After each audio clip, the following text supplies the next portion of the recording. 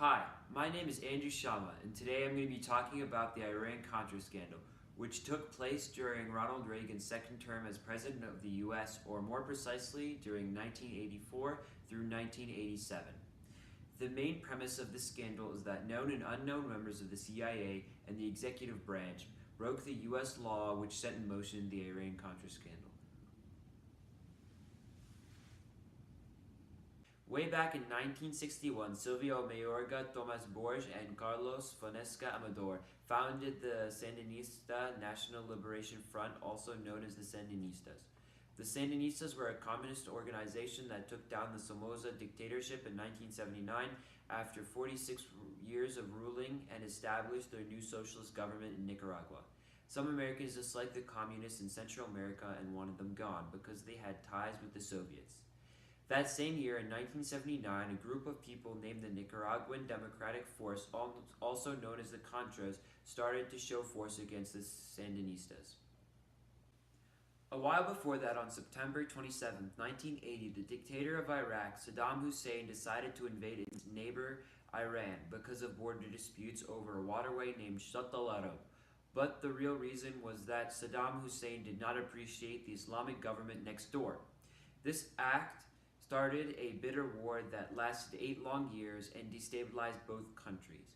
Then, during Lebanon's raging civil war, a Shiite terrorist group, Hezbollah, backed by Iran, took 92 American and European citizens from Lebanon as hostages.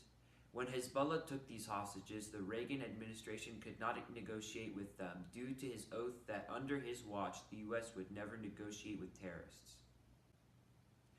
After these events, a man by the name of Marine Lieutenant Colonel Oliver North had a neat idea, a way that he could help free the hostages held in Lebanon and remove communism from the Americas without getting approval from Congress. His idea was to sell weapons to the Iranians for money and also to release the 92 hostages held in Lebanon, and with that money he would secretly fund the Contras rebellion. But there was one problem: it was all extremely illegal. These acts were illegal because in December 1982, a man by the name of Edward Bullen proposed Congressional Act No. 411-0, also known as the Bullen Amendment, which prohibited helping the Contras, and that act was updated twice in order to close loopholes. The breaking of this act by the people in the CIA and Reagan Senior Administration threw the President of the U.S. under the bus. The known and unknown members of the CIA and the executive branch of the Reagan administration decided to go through with this plan, and it worked. The hostages were released, the Contras were winning with the help of the corrupt U.S. administration and CIA, and no one ever found out. Then, in 1986, their plan fell apart. Somehow, a Lebanese magazine, Ash-Shara, discovered this plan and reported on it in a series of articles. Later, in October of the same year, one of North's men, Eugene Hasselhoff, was the lone survivor of a plane that was shot down by the Sandinistas. The plane was carrying weapons, and when Eugene was caught, they paraded him in front of the media, which provided more evidence of a scandal. It did not take long for Congress to find out about this, and when they did, they completely blamed the president, saying he had ultimate responsibility for this scandal. Although Congress discovered the scandal, they had no idea who was involved other than the Contras, Hezbollah, and the Iranians. And to this day, we still don't know if President Ronald Reagan was involved. However, they found out that Colonel Oliver North from the CIA was guilty. After about 5.5-hour congressional meeting with him, and they threw him in jail for 3 years.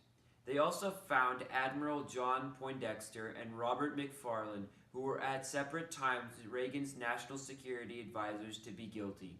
Both had endured their own trials and served sentences in prison that received a pardon for their crimes by President Bush, who was elected after Reagan. During this time, McFarlane even attempted suicide because of the accusations and pressure from his involvement in the scandal. Although Congress suspected that few more people were involved in the scandal, they were never found guilty due to lack of evidence, like our former President Ronald Reagan, who was thoroughly investigated but never charged with committing a crime. Reagan was one of the most beloved presidents of all time, and overall was a good president.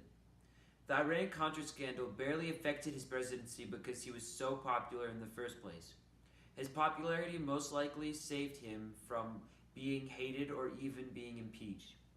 He was so popular that, in fact, when he left the office, he had the highest approval rating of any president since Franklin Roosevelt. The Iran-Contra scandal was merely a small scratch on Reagan's presidency.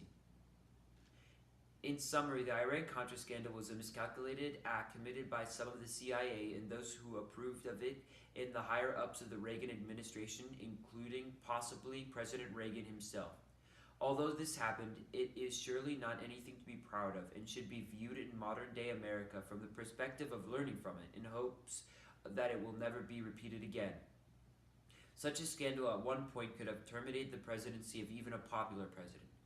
The United States administration and politicians should stay honest, since this country is considered by many, at least in the Western Hemisphere, as the beacon of democracy and transparency in which it avoids dishonesty and chaos in its ranks.